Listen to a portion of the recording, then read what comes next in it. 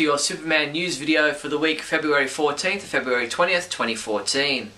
Our top news stories include Gal Gadot showing off her Wonder Woman muscles, DC Comics May solicitations, and Mattel's 30th anniversary Superpowers collection action figures. Let's find out about these stories and more in this week's Speeding Bulletin. In movie news, Gal Gadot, the actress cast in the role of Wonder Woman for the upcoming Superman-Batman movie, posted a photo on her Facebook page showing off her muscles that she's been building in preparation for the film. Along with the photo, the Israeli-born actress added the caption, "There's nothing like a good workout in the morning, love it, you?" Speaking on Aura TV's Larry King Now program, comedian and actor and huge comic book fan Seth Green has spoken out against the casting of Ben Affleck as Batman for the upcoming follow-up to Man of Steel.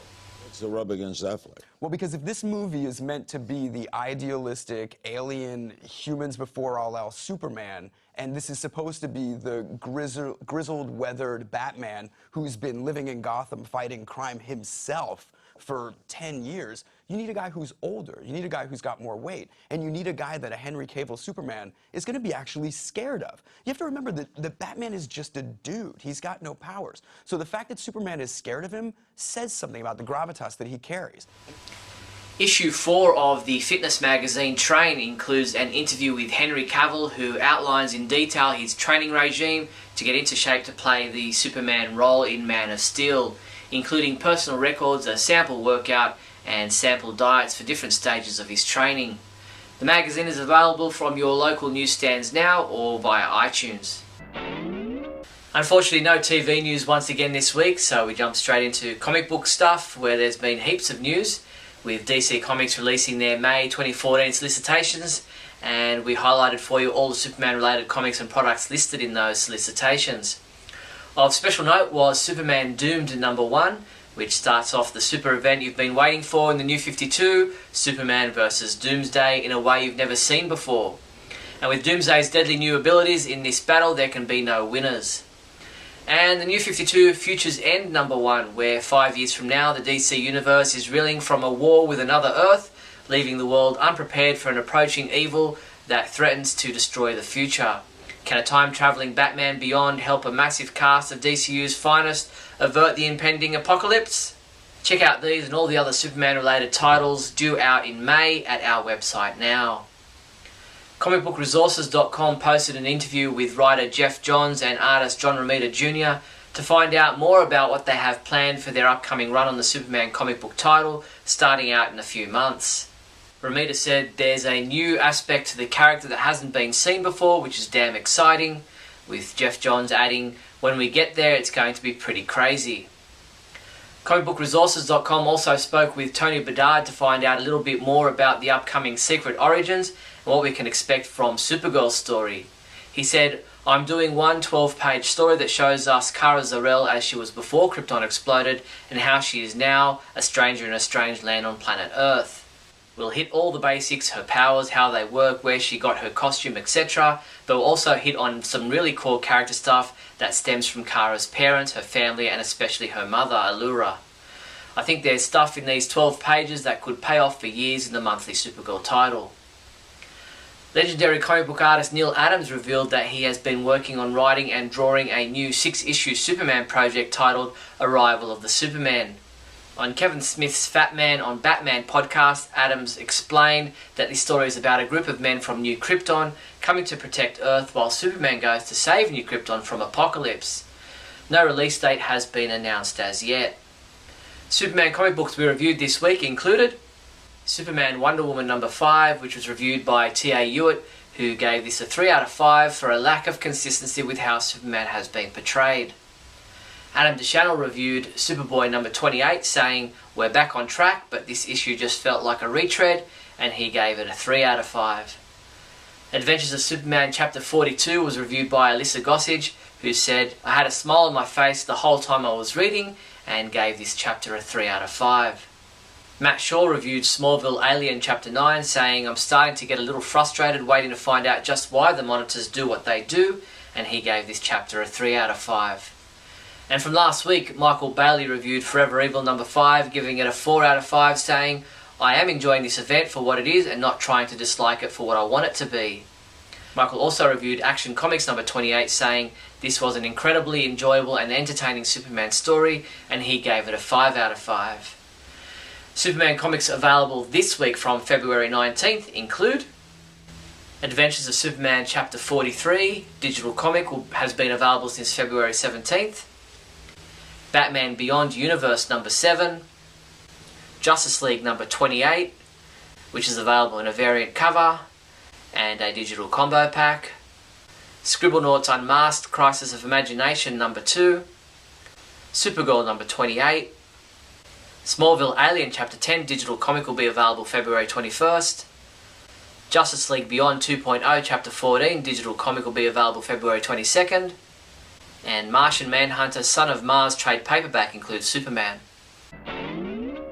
Check out these cool LEGO Superman minifigures and collectibles and build your own superhero adventures. Grab yourself the LEGO Man of Steel Superman minifigure with dual-sided head for just $6.99. Or how about this LEGO Superman headlamp available for $17.34. These and other great Superman LEGO collectibles are available from your one-stop Superman shop, the Superman homepage online store at supermanhomepage.com/shop. Now the news, at Toy Fair 2014, Mattel revealed that they will be releasing a line of Superpowers collection action figures to celebrate the 30th anniversary of these toys, which were originally released by Kenner in the 1980s. These vintage-style action figures will be released in 2 waves of figures, with Superman, Wonder Woman and Batman to be released in September, while Gold Superman, Green Lantern as the Riddler, and Mr. Mixier's Pitlick will be out in October. There will also be a Calabac Collect and Connect figure. The life and career of Superman co-creator Joe Shuster will be explored in the form of a living comic book in the Only Animals' latest play, Nothing But Sky. The play becomes a living comic book where real and drawn characters merge as we discover that our closest friends are equal parts villain and hero. Nothing But Sky will run from February 20th to March 2nd at the Farris Family Studio in Vancouver. Visit theonlyanimal.com for more details. That's all the Superman news there was for the week February 14th to February 20th. I'm Steve Younis from supermanhomepage.com. Please subscribe to our YouTube channel. Great Scott! Great Scott! Great Scott!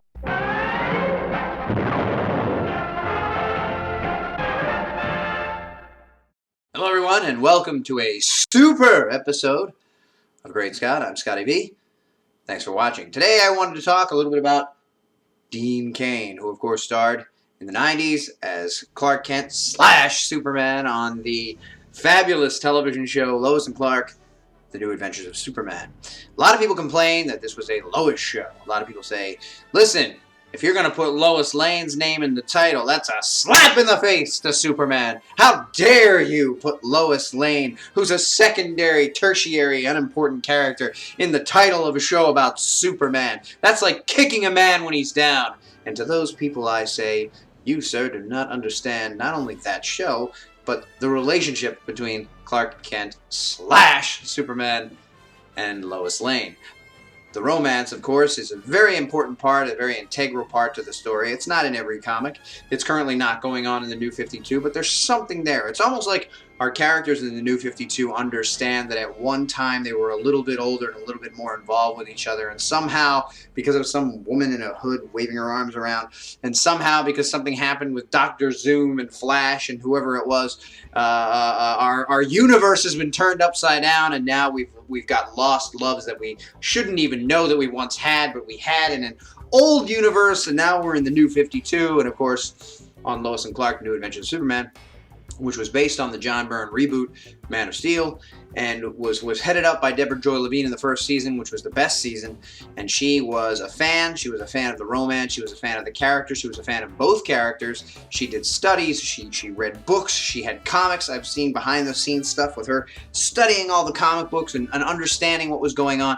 And from my view, and I've said this before, the characters, the relationships, the way they interacted with one another were the best on that show of every other cast that's ever been assembled for a Superman project. I love the Man of Steel cast. I think they did a great job.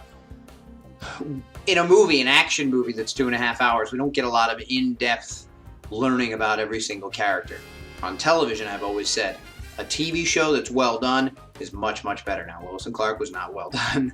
After the first season, which had its campy, silly moments, but was on the whole pretty damn good, it went downhill. Deborah Jo Levine left. John Shea, who played Lex Luthor, left, and the show lost some of its goodness. But it lasted 4 years until Disney took over and then shuffled it around a bit and then decided to get rid of it. And my understanding is it wasn't really about ratings. Anyway, Dean Cain was the star who played both Superman and Clark Kent. His name's in the title twice, for those of you out there who didn't think Lois Lane's name should be in the title. And he recently came out with some remarks about his thoughts on Henry Cavill and the new movie Man of Steel and what's going on with the supposed Man of Steel follow-up. He said that he thought Henry did a great job. It's, of course, very different from anything they did on Lois and Clark, which focused on the romance, and it was kind of a light-hearted, a little campy take on the story. And Henry Cavill's Man of Steel was anything but that. It was a little darker, a little more brooding, a little more serious, and he thought that they did a great job and that Henry Cavill was great in the role. And he looks forward very much to see where this character goes in future installments. Then he was asked about the Batman castings, and he thought that Jeremy Irons is going to be great as Alfred, and he thought that Eisenberg's obviously a talented young actor, and we've put together a great award-winning type cast, and he's looking forward to seeing Jeremy Irons, who is not normally a passive actor, and a lot of the characters that have played Alfred in the past, the way they've been played is more of a passive role, and he expects to see Jeremy Irons trading one-liners with Batman and thinks he's going to be fantastic as Alfred. And he thinks Gal, who is going to be playing Wonder Woman, is smoking hot, and that she's the reason he's going to be seeing the movie. And then, of course, he laughed. But the reason I bring up Dean Cain is a couple of weeks back, he was on Comic Book Men for the 75th anniversary Superman special. Not really a special, it was a normal episode, but they had a Superman party. Everything was super themed. The people that they focused on coming into the shop, they show people coming in to buy things. We're always looking to buy Superman-related things. And they had Dean Cain come, and I thought it was really cool that he you know, and I see him at a lot of conventions, and I see him involved with the fans, and I see him taking pictures and signing things, and he's very interested in interacting with the fans. He's very interested in keeping himself rooted in Superman and the idea that his career started there. And on Comic Book Men, he said it was a great start to a great career. I have a lot of fond memories of it, and I really enjoyed doing it, and I still love associating myself with the character. And this is something you don't hear a lot from a lot of actors who have played superheroes. They kind of want to get away from that and distance themselves from that. Now, you could say that Dean's career didn't really go too far after that. I mean, he had some things. He was a producer on a lot. He was on Ripley's Believe It or Not. He's in some sci-fi movies and things. And he's done a lot of guest shots on other shows. So he didn't have a massive career after Superman, and you could say maybe that's why he's fine with it. And if he'd become a big giant actor, maybe he'd say, listen, I don't want to be associated, I don't want to be defined by my few years on a Superman show. But I don't think that's the case. He seems very genuine. He seems very friendly. His comments about new Henry Cavill and his comments in the past about Smallville, always very complimentary. And of course, we always say actors need to say that. They need to market themselves. They need to brand themselves. They need to keep themselves looking good in the public eye. But I get the sense that he's very genuine and he's a very good guy. At one point in the show, though, Walt, who runs the comic shop, had him cutting the Superman cake, and I guess he thought as the celebrity guest he'd cut the first piece ceremonially. Walt kept him there the whole time, cutting the whole thing, and at one point he goes, Walt, should I just keep cutting? I guess I'm going to cut it all then. And you could kind of tell he was a little bit miffed, like not angry, and I think he's fine, but the idea that Walt just kind of kept him up there, and they were back there chatting it up while all these people were getting in line. Walt liked the idea of having him cut it for people because he thought it would be a great memory to have one-time Superman cut your cake for you and give it to you. But Dean was very, open and answered questions and talked to everybody, and he was very friendly, and I've always thought that about him, and I think that he carries on the legacy of having been a Superman in the past very, very well. And I loved him on that show, and I thought it was great in a lot of ways. The camp, not so much, but I love the character interaction, and I love the way Dean Cain played both Clark Kent and Superman. So thanks for watching, everybody, and remember, always look up in the sky.